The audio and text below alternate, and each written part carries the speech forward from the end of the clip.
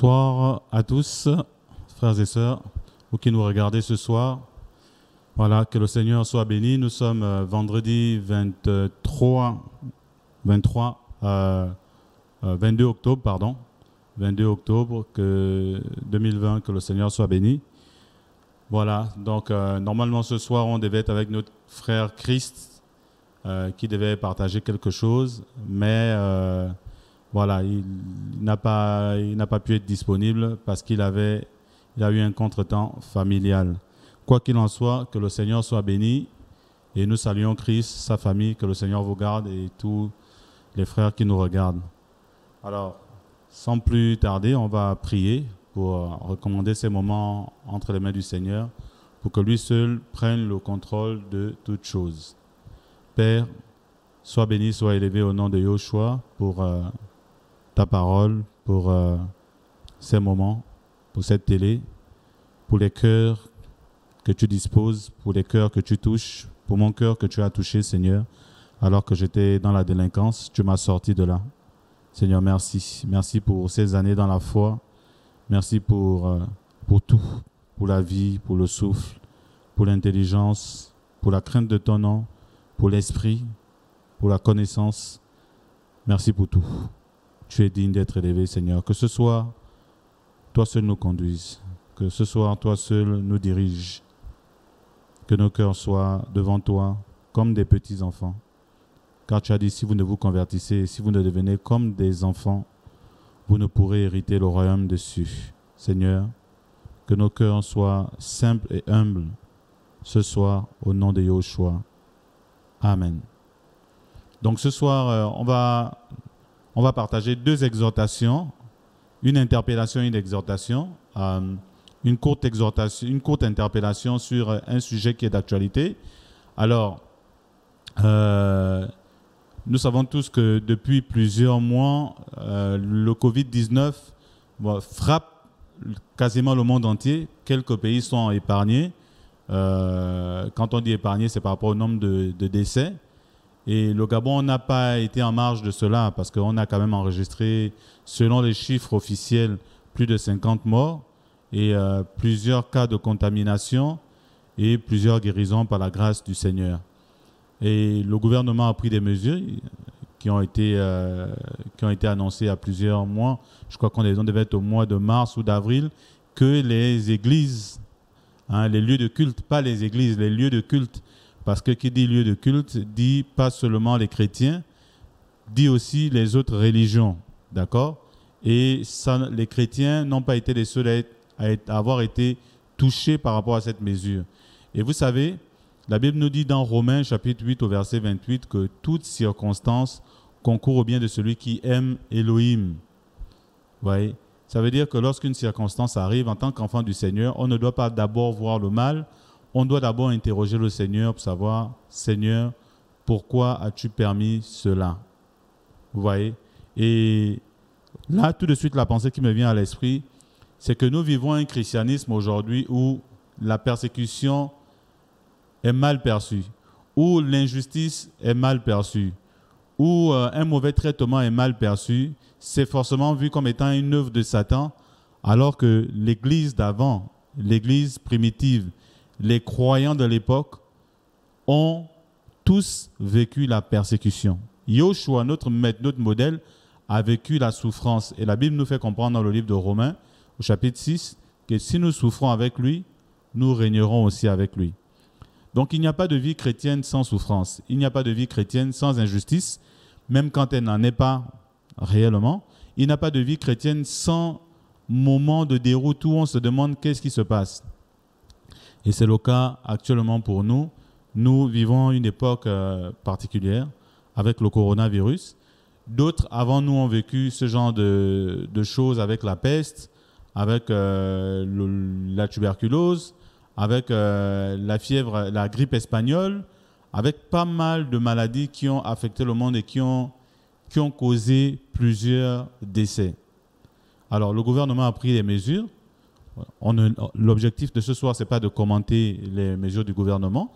Elles sont motivées par des raisons que le gouvernement a, mais c'est pour parler d'une action que les chrétiens ont décidé d'engager sous le nom de chrétiens et en prenant les Écritures. Et dès lors qu'on prend les Écritures, ça engage l'ensemble des chrétiens et on est quand même obligé de prendre une position et de donner notre position face à ce qui se passe pour que l'ensemble des chrétiens ne soient pas mêlés à cela. Non pas parce que on fait de la politique, non, on ne fait pas de la politique, non pas parce qu'on prend un parti pour quelqu'un, non, on prend parti pour la parole du Seigneur. Vous voyez? Et dès lors que la parole du Seigneur est mise en faute à cause du comportement d'un ou deux frères, ou trois frères, ou un groupe de frères, ou un groupe de chrétiens, on se doit de prendre position. Et c'est aussi ça, notre rôle en tant qu'enseignant de la parole, dans le but d'éclairer les frères pour qu'ils ne rentrent pas dans des choses qui vont les mettre en conflit avec le Seigneur, qui vont attrister l'Esprit du Seigneur dans leur vie et qui vont encore donner un mauvais témoignage, parce que beaucoup aujourd'hui ont un mauvais témoignage de l'Église. Parce qu'aujourd'hui, l'Église, c'est quoi? C'est les scandales. L'Église, c'est la pédophilie. Quand je parle de l'Église, je parle de l'Église de façon générale. L'Église, c'est la pédophilie. Il y a de nombreux scandales de pédophilie dans le monde en rapport avec l'Église. Peu importe qu'elle soit l'Église A, l'Église B, l'Église C, c'est des scandales qui touchent l'Église, donc que les gens rattachent au nom du Seigneur Yahushua. Des scandales de crimes rituels, des pasteurs qui ont tué des gens avec des preuves et finalement qui ont été incarcérés, des pasteurs qui violent, des détournements d'argent, de vol d'argent, et on ne peut pas être insensible à ce genre de choses et ne pas parler. La Bible nous dit, ne prenez pas part aux œuvres infructueuses des ténèbres, mais plutôt condamnez-les. Donc nous condamnons les œuvres, nous ne condamnons pas les hommes, nous condamnons les œuvres qui sont derrière. Et ce soir particulièrement, je voudrais condamner, d'accord, cette affiche, cette décision qui a été prise par des chrétiens, par un groupe de chrétiens qui ont décidé d'embarquer les enfants du Seigneur dans leur rébellion envers la parole. Vous voyez, envers la parole. Parce que si on se rebelle envers les autorités, on se rebelle envers la parole. Et on aura l'occasion de le voir rapidement. Alors, si mon frère Joïs peut nous afficher l'image pour que les frères et sœurs savent de quoi il s'agit. Il y a l'image de personnes dessus, donc il n'y a pas de souci. Alors, il s'agit de cette affiche qui circule sur les réseaux sociaux et que personnellement j'ai reçu parce qu'un frère me l'a envoyé. Alors, l'affiche dit que c'est le collectif des leaders des communautés pentecôtistes et charismatiques de réveil qui organise imprécations et jugements contre les méchants du pays. Psaume 101, verset 8, mercredi 21, 22, 23, voilà. Et on nous dit en bas, imprécations et actions prophétiques et son du chauffard sur tous les carrefours du territoire national. Vous voyez? Et on nous dit au-dessus, c'est vraiment ce qui m'a le plus marqué, jeûne et prière contre les tueurs de destin de 6h à 18h. Vous voyez?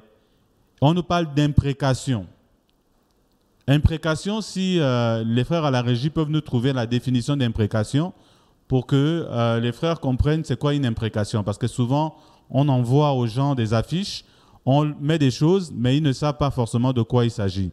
Donc, si on peut nous trouver la définition du mot imprécation et nous le mettre à l'écran, ce serait bien.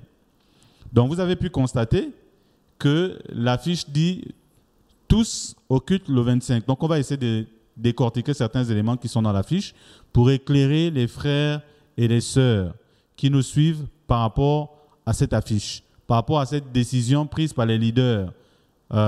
Si on peut fermer la petite image annonce de Google là qui s'affiche. Voilà, merci. On peut bloquer l'annonce. OK. Alors, on peut fermer aussi l'annonce vidéo là qui s'affiche. Il y a la petite annonce vidéo qui s'affiche. Si on peut la fermer. OK, merci. Alors, imprécation. Imprécation, c'est malédiction proférée contre quelqu'un, parole ou souhait appelant le malheur sur quelqu'un. Imprécation, c'est malédiction proférée contre quelqu'un, parole ou souhait appelant le malheur sur quelqu'un. Est-ce qu'on peut cliquer sur synonyme pour voir les synonymes d'imprécation, s'il te plaît, mon frère. Juste au-dessus, il y a un endroit où c'est marqué synonyme. Juste au-dessus, à côté des définitions. Non, voilà, synonyme, merci. Anathème, exécration, malédiction. Vous voyez, donc, la Bible est écrite en français et c'est du français que nous parlons. Donc, on est obligé d'aller dans les définitions des mots pour montrer aux uns et aux autres. Si on peut cacher la citation juste en bas, là, qu'elle n'apparaisse pas. Merci. Voilà, donc on nous fait comprendre que les imprécations, ce sont des malédictions. Vous voyez, ce sont des malédictions proférées contre quelqu'un, des paroles ou un souhait. Donc, on comprend que ce que le collectif des pasteurs ont décidé de faire, c'est de demander aux chrétiens de maudire le gouvernement, de maudire les personnes qui ont pris les décisions en rapport avec les cultes, fermeture des lieux de culte. Et ça, ce n'est pas correct par rapport à la parole. Et on ne peut pas laisser de telles choses se passer dans la nation et ne pas dénoncer cela. Ce n'est pas normal. La Bible nous demande de prier pour les autorités. C'est écrit. La Bible demande de prier pour nos autorités. Parce que le bonheur de notre bonheur en dépend par rapport aux décisions qu'ils prennent. Alors, si on a prié pour nos autorités et que les autorités ont pris ces décisions, accordons le bénéfice du doute en nous disant, derrière, c'est le Seigneur qui est en train de travailler et il sait pourquoi il laisse le gouvernement prendre ses décisions. Vous voyez, la Bible nous fait comprendre que le Seigneur tient toutes choses entre ses mains. Toutes choses. Lorsque le peuple d'Israël était en Égypte et que Pharaon prenait des décisions, la Bible nous dit que c'était le Seigneur qui endurcissait son cœur. Dans quel but? Dans le but de faire manifester sa gloire. Moshe n'est jamais allé voir Pharaon pour donner une malédiction. Jamais. Moshe et Aaron sont allés voir à chaque fois Pharaon pour lui donner la parole qui venait de la part du Seigneur. C'est-à-dire, laisse aller mon peuple afin qu'il m'adore dans le désert. Pharaon disait oui. Enfin, au départ, il disait non. Après, il disait oui. Et après, il changeait d'avis. Et on a vu le Seigneur prendre le temps pour faire fléchir Pharaon grâce aux signes et aux prodiges encore qui étaient produits grâce à la parole du Seigneur. On n'a pas vu Moïse aller maudire Pharaon. Donc vous voyez, frères et sœurs, ça ce n'est pas une attitude correcte. En tant qu'enfant du Seigneur, on ne peut pas accepter de telles choses. Vous voyez, nous, on se met en marge de ce genre de choses et nous encourageons les chrétiens, lecteurs de la parole du Seigneur, qui ont une relation avec le Seigneur, à comprendre que ça, c'est clairement de la distraction. Et si mon frère peut me trouver l'article là où on dit que les pasteurs sont au pain sec, là, c'est parce que les pasteurs aujourd'hui sont au pain sec. Ils vivent des dîmes, ils vivent des offrandes, ils ne veulent pas travailler, ils vivent sur votre dos. Et aujourd'hui, comme les réunions sont arrêtées et qu'ils savent qu'en étant à la maison, beaucoup n'envoient pas les dîmes, n'envoient pas les offrandes, sachant que la dîme n'est plus d'actualité en tant que chrétien, parce que c'était une pratique de la loi. Non seulement ils sont anti-Machia par rapport à cette doctrine, mais en plus de ça, ils veulent vous amener, vous, à prendre le risque de désobéir au gouvernement. Alors vous imaginez chrétien, vous avez vos enfants, vous avez vos familles, vous allez partir soi-disant au culte, alors que le culte, c'est notre vie, nous rendons le culte au Seigneur selon Romains chapitre 12 qui dit que non, on doit offrir nos corps comme un sacrifice vivant, saint et agréable, ce qui est de notre part le culte raisonnable. Donc l'adoration, le culte que nous rendons au Seigneur, c'est le culte de la sanctification, c'est le culte de l'obéissance à la parole du Seigneur, c'est le culte où nous gardons notre corps dans la sainteté et dans la justice. C'est ça le culte. Et le culte, ce n'est pas dans ce lieu qu'on appelle temple, parce que la Bible nous fait comprendre dans 1 Corinthiens 3, 1 Corinthiens 6, que nous sommes le temple du Saint-Esprit et que l'Esprit d'Élohim habite en nous. Donc, le culte ne se rend pas dans un bâtiment. Le culte se rend dans notre vie, dans ce temple que nous sommes, où nous sommes en relation constante avec l'Esprit d'Élohim, l'Esprit de Yahushua, du Seigneur. Vous voyez? Donc, en fait, les bâtiments qui sont dits bâtiments d'église sont simplement des lieux de rassemblement où les gens peuvent se retrouver pour pouvoir prier, mais ce ne sont pas des temples. Vous voyez, frères et sœurs, donc il y a tellement de mélange, tellement de confusion qu'aujourd'hui, les gens ne savent même plus où ils en sont parce que la parole du Seigneur est détournée aux fins humaines. Les hommes veulent manger. La Bible nous fait comprendre qu'il y a des gens qui ont pour Dieu, qui ont pour Elohim leur ventre. Ils mettent leur confiance dans les choses de la terre. Donc c'est parce qu'ils sont au pain sec que maintenant ils veulent vous instrumentaliser, se servir de vous pour arriver à leur fin. Nous disons non à cela et nous encourageons les chrétiens à dire non. Chrétiens, fléchissez vos genoux, demandez au Seigneur, il vous dira clairement que cela ne vient pas de lui. Ce sont des traditions, c'est une décision humaine. Une décision humaine. Les chrétiens peuvent se réunir. Si deux chrétiens habitent dans le même quartier, ils sont à 2, à 3. Ils peuvent prier ensemble. Qu'est-ce qui empêche à ces chrétiens de prier ensemble? Comme s'ils se rendaient visite. Ils mettent leur masque et ils prient ensemble. Vous voyez? C'est une visite. Je rends visite à mon frère en Christ. On se retrouve, on prie. À 2, à 3. Et ceux qui sont à la maison, qui ont leurs femmes, qui ont leurs enfants, ben, ils prient en famille. Ils n'ont pas besoin d'avoir un test Covid puisqu'ils vivent ensemble. Vous voyez? Et le Seigneur se glorifie. Le gouvernement n'a pas interdit aux familles de prier ensemble. Vous voyez? Donc, et les églises, à l'époque, quand la première église est née, ils étaient réunis tous ensemble, ils se réunissaient au temple. Et qu'est-ce que le Seigneur a fait pour casser cela? Il a suscité la persécution. Vous voyez? Et la Bible nous fait comprendre que tous, excepté les apôtres, s'étaient dispersés. Et quand ils se sont dispersés, il y a eu le réveil. La Samarie a été touchée. Beaucoup de pays, beaucoup de villes ont été touchées. Beaucoup de régions ont été touchées grâce à ce mouvement de persécution. Vous voyez, parce que les chrétiens passent du temps dans leur bâtiment d'église, on n'a même pas le temps de parler avec nos voisins. On n'a pas le temps de parler avec nos collègues. On n'a pas le temps de parler avec notre famille parce que l'église avait pris la place du Seigneur dans nos vies.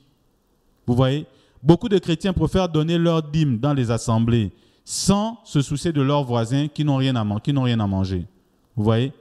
Quand on ne connaît pas, c'est une chose, mais il y en a qui voient leurs voisins dans la difficulté, dans la souffrance.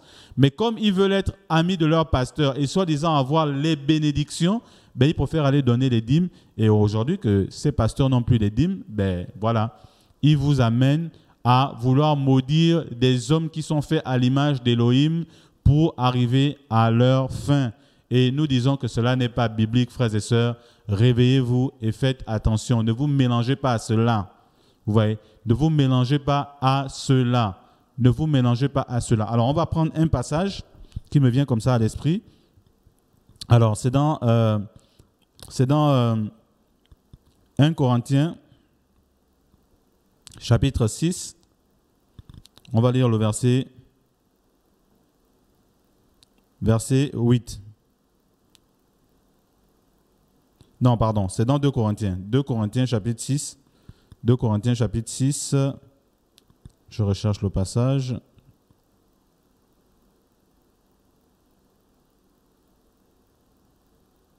Alors, je vais le retrouver. Merci Seigneur. Le Seigneur va nous faire du bien.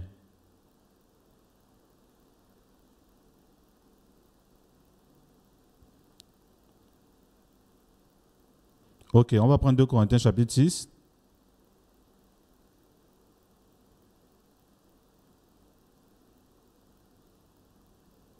On va lire à partir du verset 15 jusqu'au verset 17. Ok. 2 Corinthiens 6. On va remonter à partir du verset 14. Ok. Ne portez pas un même joug avec les incrédules. Car quel rapport y a-t-il entre la justice et la violation de la Torah? Mais quelle communion y a-t-il entre la lumière et les ténèbres? Mais quel accord y a-t-il entre Machia et Bélial? Bélial, c'est Satan, les démons. Ou quel rapport a le fidèle avec l'incrédule? Mais quel accord y a-t-il entre le temple d'Élohim et les idoles? Car vous êtes le temple d'Élohim vivant, selon ce que Élohim a dit, j'habiterai et je marcherai au milieu d'eux, je serai leur Élohim et ils seront mon peuple. C'est pourquoi, sortez du milieu d'eux et séparez-vous, dit le Seigneur, ne touchez pas ce qui est impur et je vous recevrai avec bonté. Et je serai pour vous un père et vous serez pour moi des fils et des filles, dit le Seigneur Tout-Puissant. Donc dans ce passage-là, on va lire le parallèle, vous pourrez lire aussi le parallèle dans 1 Corinthiens chapitre 6. Vous voyez, la Bible nous demande déjà de ne pas toucher à ce qui est impur. Vous voyez, ce qui est impur là, c'est quoi? C'est la malédiction. On ne peut pas toucher à la malédiction parce que pour proférer la malédiction, oh merci Seigneur, alléluia. On va prendre Jacques. Alléluia, merci Seigneur. Jacques. Chapitre 2.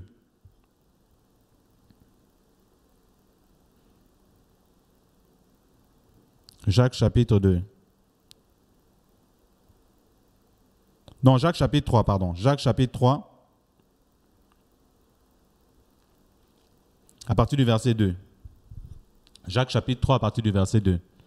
Seigneur nous fait du bien. Car nous trébuchons tous en beaucoup de choses. Si quelqu'un ne trébuche pas en parole, c'est un homme parfait. Il peut même tenir en bride son corps. On va descendre maintenant au verset 5. De même aussi, la langue est un petit membre et elle se vante de grandes choses. Voyez quel petit feu embrase une grande forêt. La langue aussi est un feu. C'est le monde de l'injustice. Ainsi, la langue est placée parmi nos membres, souillant tout le corps et enflammant la roue de la vie, en elle-même, étant elle-même enflammée par la géhenne, c'est-à-dire par l'enfer, par le feu. Vous voyez, le feu de la géhenne. Car toutes les espèces d'animaux sauvages et d'oiseaux, de reptiles et d'animaux marins se domptent et ont été domptés par la nature humaine. Mais aucun homme ne peut dompter la langue. C'est un mal qui ne peut être contenu. Elle est pleine d'un venin mortel. Par elle, nous bénissons Elohim et Père. Et par elle, nous maudissons les humains faits à la ressemblance d'Elohim. De la même bouche sortent la bénédiction et la malédiction. Il ne faut pas qu'il en soit ainsi, mes frères. Une fontaine fait-elle jaillir par la même ouverture l'eau douce et l'eau amère? C'est une question. Mes frères, un figuier peut-il produire des olives et une vigne des figues? De même, aucune fontaine ne peut produire de l'eau salée et l'eau douce. Ici, l'auteur, l'apôtre Jacques, nous fait comprendre qu'on ne peut pas maudire, parce que de notre bouche, en réalité, si on tient notre langue, on ne doit pouvoir sortir que des paroles de bénédiction. Mais comme on n'arrive pas à tenir notre langue, lorsqu'on parle, on peut discuter et on peut sortir des choses. Ça, ce n'est pas calculé. C'est pourquoi la Bible nous fait comprendre que nous péchons tous, que si quelqu'un dit qu'il n'a pas péché, il fait Elohim menteur. Mais quand il s'agit de calculer, d'aller maudire les gens, on vous demande de prier, de jeûner pour maudire les gens, frère, ça c'est la sorcellerie. Et c'est pourquoi Paul va dire aux Galates, qui vous a ensorcelé pour que vous n'obéissiez plus à l'évangile d'Elohim? Qui vous a ensorcelé? Et ça, on veut vous ensorceler pour vous amener à faire des choses qui ne sont pas à l'image d'Elohim, qui ne sont pas en accord avec la parole du Seigneur. Chrétiens, faites attention. Vraiment, faites attention. Et quand ces messieurs décident de prendre le passage de Psaume 101, verset 8, qu'on va lire, on ne va même pas le lire, on ne va même pas se fatiguer avec ça. Vous pourrez le lire à la maison, vous l'avez certainement lu, pour ceux qui ont reçu la fiche. Psaume 101, on parle ici, c'est David. C'est Psaume de David. David était sous la loi. Regardez ce que la Bible nous dit. La Bible nous fait comprendre dans Matthieu chapitre 5, je crois au verset 40, à partir du verset 42, on va le lire. D'abord, mon frère, on va d'abord prendre Psaume 101. On va prendre le Psaume 101 pour que les chrétiens comprennent la consistance de ce qu'il y a dans cette affiche. Psaume 101, le verset 8. Vraiment, par la grâce du Seigneur, nous allons vraiment décortiquer cette affiche pour que les chrétiens comprennent que ça là, il n'y a pas Jésus derrière. Il n'y en a pas. C'est Satan. C'est Satan qui est derrière. Voilà. C'est la cupidité, c'est l'envie de l'argent. Donc, dès qu'on a retrouvé Psaume 101, verset 8, on peut l'afficher. Alléluia. Vraiment, c'est terrible. Il est écrit, « J'exterminerai chaque matin tous les méchants de la terre afin d'exterminer de la cité de Yahweh tous ceux qui pratiquent la méchanceté. » Là, c'est David qui parle. Et nous savons tous qu'à l'époque, les guerres existaient et les hommes on était dans une dispensation, ce qu'on appelle les dispensations. Il y en a 8, vous voyez. Dans les 8 dispensations, il y a la dispensation de la loi. Et dans la dispensation de la loi, il y avait la loi de œil pour œil, dent pour dent. Vous voyez, œil pour œil, dent pour dent. Et cet œil pour œil, dent pour dent, la Bible nous fait comprendre que toute la loi a été accomplie en Mashiach, en Jésus. Vous voyez? Maintenant, voyons qu'est-ce que Yoshua dit lui-même. On va prendre Matthieu 5, à partir du verset 40. Vous voyez, ça c'était la loi. Et dans la loi, on nous disait beaucoup de choses. Mais Yoshua est venu, il est venu nous faire rentrer dans la grâce et il nous a montré maintenant qu'est-ce que nous devons faire, nous qui sommes sous la grâce. Matthieu chapitre 5, à partir du verset 40. Alléluia. Alors, on va lire à partir du verset 39. Mais moi, je vous dis de ne pas résister aux méchants. Mais quiconque te frappera avec un bâton sur ta joue droite, présente-lui aussi l'autre. Si quelqu'un veut plaider contre toi et prendre ta tunique, laisse-lui encore ton manteau. Et quiconque te forcera à faire 1 000, fais-en 2 avec lui. Donne à celui qui te demande et ne détourne pas de celui qui veut emprunter. Verset 43. Vous avez entendu qu'il a été dit, tu aimeras ton prochain et tu haïras ton ennemi. Là, c'est la loi. Vous avez entendu qu'il a été dit, donc à l'époque de la loi, à l'époque de Moshe. Yoshua dit, mais moi je vous dis, aimez vos ennemis, bénissez ceux qui vous maudissent, faites du bien à ceux qui vous haïssent et priez pour ceux qui vous accusent faussement et vous persécutent, afin que vous soyez les fils de votre Père, qui est dans les cieux, car il fait lever son soleil sur les méchants et sur les bons, et il envoie sa pluie sur les justes et sur les injustes. Car si vous aimez ceux qui vous aiment, quelle récompense en avez-vous? Les publicains eux-mêmes n'en font-ils pas autant? Est-ce que vous voyez un peu, frères et sœurs? Regardez ce que Yoshua dit au verset 43. C'est clair. Vous avez entendu qu'il a été dit, tu aimeras ton prochain et tu haïras ton ennemi. Mais moi je vous dis, aimez vos ennemis, bénissez ceux qui vous maudissent, faites du bien à ceux qui vous haïssent et priez pour ceux qui vous accusent faussement, afin que vous soyez les fils de votre Père qui est dans les cieux. Chrétiens, c'est écrit. Là, nous sommes sous la grâce. On ne peut plus maudire les ennemis. Alléluia. On va prendre Luc chapitre 9. On va voir un exemple. Luc chapitre 9. Lucas chapitre 9. Lucas chapitre 9. Lucas chapitre 9. On va prendre au verset 50. Verset 50. On va commencer à lire. Verset 52. À partir du verset 51. Lucas chapitre 9 à partir du verset 51. Or, il arriva comme les jours où il devrait être enlevé s'accomplissaient, qu'il affermit sa face pour aller à Jérusalem. Il envoya devant lui des messagers qui se mirent en route et entrèrent dans un village des Samaritains afin de préparer pour lui. Mais ils ne le reçurent pas, parce que sa face était dirigée vers Jérusalem. Vous voyez, donc il y avait un motif pour lequel on ne le reçut pas, on ne reçut pas Yoshua, parce que sa face était dirigée vers Jérusalem. Il devait partir à Jérusalem pour, selon l'esprit, selon le plan du Seigneur, pour être crucifié pour notre salut. Vous voyez, mais regardez, derrière, il se passe quelque chose. On ne va pas le recevoir. Maintenant, regardez les disciples qui sont avec lui. Les apôtres, à l'époque, ils n'avaient pas encore reçu l'esprit. Regardez, verset 54. Et voyant cela, les disciples Jacob et Johanan dirent, « Seigneur, veux-tu que nous disions que le feu descende du ciel et les consume, comme l'a fait aussi Élia, c'est-à-dire Élie ?» Mais se retournant, il les réprimanda d'une manière tranchante et disant, « Vous ne savez pas de quel esprit vous êtes, car le Fils d'humain n'est pas venu pour perdre les âmes des hommes, mais pour les sauver. » Ainsi, ils allèrent dans un autre village. Regardez, frères, il y a eu une situation. Le Seigneur n'a pas permis qu'on le reçoive dans un village de Samaritains parce qu'il devait partir le temps où il devait être enlevé, où il devait être crucifié, où il devait être tué pour le pardon des péchés du monde, arrivait. Et il voulait rentrer dans un village de Samaritains, on ne le reçut pas.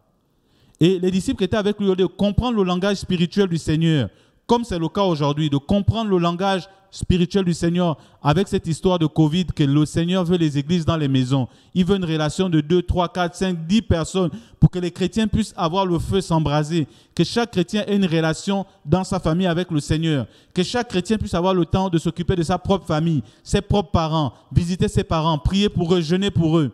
Ça là, les pasteurs veulent vous embrigader dans les églises pour faire les cultes de 6h à 18h, les réunions lundi, mardi, mercredi, jeudi, vendredi, samedi, dimanche, que vous n'ayez plus le temps de voir vos familles, que vous n'ayez plus le temps d'avoir une communion avec le Seigneur et qu'ils puissent continuer à vous dépouiller l'argent, à pouvoir coucher avec les femmes qu'ils prennent en captivité, à pouvoir avoir les femmes qui vont venir chez eux pour s'occuper de leurs enfants, à pouvoir avoir des gens qui vont s'occuper d'eux pour leur donner l'argent et tout le reste, frères et sœurs, c'est de l'arnaque.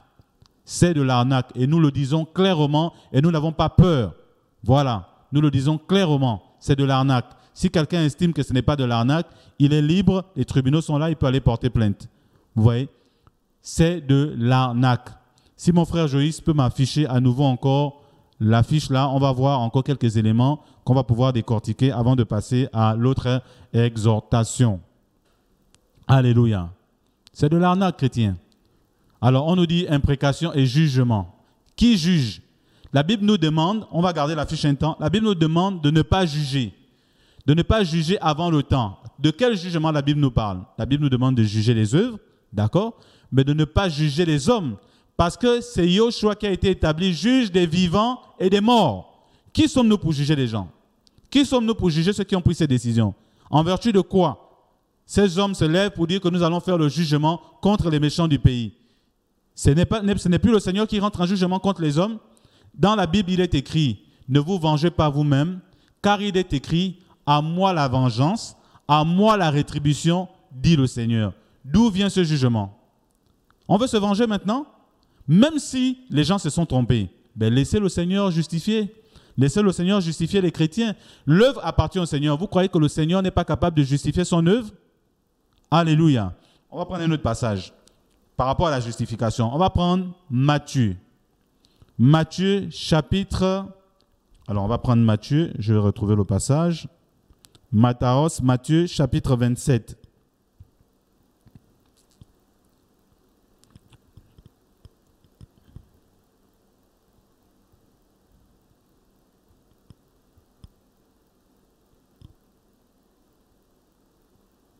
Alors, Matthieu chapitre 26, pardon. Chapitre 26.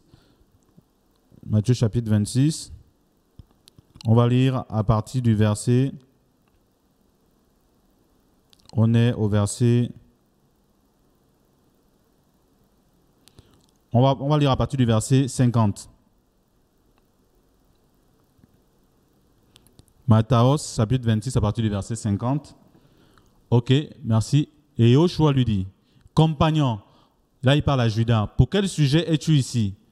Alors s'étant approché, ils mirent les mains sur Yoshua et le saisirent. Et alors l'un de ceux qui étaient avec Yoshua, ayant étendu la main, tira son épée et ayant frappé l'esclave du grand prêtre, lui emporta l'oreille. Donc voilà ici là une personne qui marchait avec Yoshua, qui a voulu faire justice au Seigneur. Il a voulu défendre le Seigneur. Vous voyez non? Il a pris son épée et il a frappé l'esclave du grand prêtre. Et il lui a coupé l'oreille. Verset 52. Alors Yoshua lui dit, remets ton épée à sa place, car tous ceux qui prendront l'épée périront par l'épée. Tous ceux qui maudissent là, vous allez attraper la malédiction. Parce que la Bible nous dit que celui qui sème pour la chair moissonnera de la chair la corruption. Vous voyez? Et la malédiction, c'est la chair. Vous voyez? C'est des malédictions. On ne peut maudire que quand on est poussé par la chair. Si on est poussé par l'esprit, on bénit. Vous voyez? Et il dit, alors Yoshua lui dit, remets ton épée à sa place, car tous ceux qui prendront l'épée périront par l'épée. Penses-tu que je ne puisse pas maintenant appeler mon Père et il m'offrira à l'instant plus de 12 légions d'anges? Une légion, si je ne me trompe plus, c'est 1000 personnes. C'est 1000 soldats. Vous voyez? Je crois qu'une légion, c'est 1000. Hein? Je crois, je ne sais plus. Une légion, ça doit être 1000, entre 100 et 1000. Vous voyez? Donc, il dit, il pouvait invoquer son Père, on devait lui envoyer 12 légions d'anges. Or, on sait qu'un seul ange peut détruire la terre entière. Ouais. Il dit, comment donc s'accompliraient les Écritures? Il faut qu'il en arrive ainsi. Frère, c'est écrit dans la fin des temps que dans la fin des temps, il y aura des moments difficiles. C'est écrit. Bibliquement, dans la fin des temps, l'Église doit être cachée. Bibliquement, c'est comme ça. L'Église doit se cacher dans la fin des temps. Parce que l'Église, dans l'Apocalypse, qui sera persécutée, il n'y aura plus les réunions. Donc le Seigneur est en train de nous faire rentrer dans ces choses parce que le salut est beaucoup plus proche de nous que lorsque nous avons cru. Mais aujourd'hui, plus que beaucoup ont perdu l'œil spirituel, vous voyez. Et Yoshua va dire ça, il va dire au fils d'Isaacar, aux Juifs, de leur dire que vous savez discerner les temps, vous savez discerner quand il va pleuvoir ou pas, mais vous ne savez pas discerner les temps spirituels. Et c'est les temps dans lesquels nous sommes. Les hommes, les chrétiens, beaucoup de dirigeants d'église ne savent plus discerner les temps dans lesquels nous sommes par rapport aux Écritures. Vous voyez? Et c'est grave. Et c'est pourquoi on vous amène dans ces histoires. Chrétiens, n'allez pas participer à ces choses, n'allez pas maudire nos autorités. Parmi ces autorités, il y a vos parents, il y a vos cousins, il y a vos amis. Est-ce que vous voyez un peu? Il y a peut-être votre belle-sœur, votre beau-frère. Vous savez, le Gabon, on n'est pas nombreux. On n'est même pas 3 millions d'habitants. Donc, tout le monde connaît tout le monde. Tout le monde a une relation avec tout le monde. Vous voyez? Donc, quand vous allez maudire comme ça, vous maudissez peut-être le grand frère de votre collègue. Vous maudissez peut-être le cousin de votre épouse. Vous maudissez peut-être peut-être même le propriétaire de l'entreprise dans laquelle vous travaillez, parce que vous savez, les actionnaires ne sont pas forcément connus des employés. Alors, si cet actionnaire-là meurt aujourd'hui et que vous travaillez dans une entreprise qui est en difficulté et que c'est lui qui souvent renfloue les caisses de l'entreprise pour qu'elle continue de tourner aujourd'hui, ben vous allez non seulement tuer, enfin, encore que si le Seigneur permet qu'il meure, vous allez non seulement tuer cette personne, maudire cette personne, mais vous allez mettre des personnes potentiellement au chômage si cette personne meurt. Donc, chrétiens, ouvrez les yeux et soyez intelligents. C'est de l'arnaque. Ces hommes sont au pain sec, ils ne veulent pas travailler, ils ne veulent pas faire des affaires, ils veulent gagner de l'argent sur votre dos. Ne participez pas à cela, ne participez pas aux œuvres infructueuses des ténèbres, mais plutôt condamnez-les. Avertissez tous les chrétiens qui sont autour de vous et dites-leur que le Seigneur vous a ouvert les yeux et partagez avec eux. Voilà, ce message, on va le laisser passer pendant encore... Alors, mon frère Joïs, c'est quand? Le 25? Le 25, c'est dimanche. Alors, on va laisser passer ce message jusqu'au 25. Voilà, on va le laisser passer au moins 3 ou 4 fois par jour pour que les chrétiens qui ont l'occasion de regarder la chaîne de télévision puissent regarder. On va aussi le mettre ce soir en ligne sur notre page YouTube, Réveil TV pour Jésus-Christ. Voilà, pour Yoshua, Réveil TV pour Yoshua. Et vous pourrez, pour ceux qui ont YouTube, vous pourrez la télécharger ou bien prendre le lien et partager avec d'autres personnes. Donc voilà, frères et sœurs, que le Seigneur vous garde, que le Seigneur vous bénisse. Comprenons, si on peut encore afficher l'affiche, afficher cette image-là. Voilà. Comprenons que cette affiche-là que vous voyez, ne participez à cela, ne participez pas à cela. Dimanche n'est pas le jour du Seigneur. Restez dimanche chez vous, priez avec votre famille, vos enfants, votre épouse, voilà, chez vous, voilà, en famille, passez un bon moment. Vous voulez prendre le repas du Seigneur, vous pouvez prendre le repas du Seigneur en famille. Les chrétiens prenaient le repas du Seigneur dans les maisons. C'est écrit dans les Écritures, dans le livre de Actes, qu'ils rompaient le pain dans les maisons. Donc, vous pouvez prendre le fruit de la vigne, vous pouvez prendre le pain, vous pouvez prendre un repas ensemble, parce que le repas du Seigneur, c'était un vrai repas. On aura l'occasion dimanche, si le Seigneur permet, à partir de 10h, on aura une série d'enseignements. Je vais voir avec les frères, voilà, pour qu'on puisse donner une série d'enseignements en direct. On aura le téléphone qui sera là, vous pourrez poser les questions. Voilà, nous ne disons pas aux uns aux autres de venir chez nous, parce que vous voyez, depuis que nous faisons les émissions, nous ne parlons pas des églises, nous parlons de Yoshua. Donc, le but n'est pas d'amener les gens dans les assemblées. On n'a jamais parlé d'église, on a toujours parlé du royaume. Donc, dimanche, si le Seigneur permet, à partir de 10h, on aura une série d'enseignements. Voilà, il y aura un enseignement qui va commencer, un premier frère, il termine, un autre va prendre. Voilà, donc si le Seigneur permet, dimanche, on va donner un enseignement sur le repas du Seigneur, comment cela se faisait dans l'Église primitive et comment les Écritures demandent de le faire. Voilà. Et si le Seigneur permet, on partagera aussi un enseignement sur le mariage, les fiançailles et tout ça le même dimanche. Si le Seigneur nous donne la vie, la force et si il le permet. Voilà. Donc, on fera passer l'annonce, une bande déroulante pour vous informer, pour vous confirmer si oui ou non il y aura cette série d'enseignements le dimanche. Que Yoshua vous garde, que Yoshua vous bénisse. Et à tout à l'heure, dans 10 minutes pour une exhortation. Tout à l'heure, c'était une interpellation face à cause de ce désordre-là qui est causé par ces pasteurs. Et là, maintenant, on va partager une exhortation pour nous encourager, pour nous bâtir, pour nous édifier, pour le retour du Seigneur. Que le Seigneur vous garde dans 10 minutes. À tout à l'heure.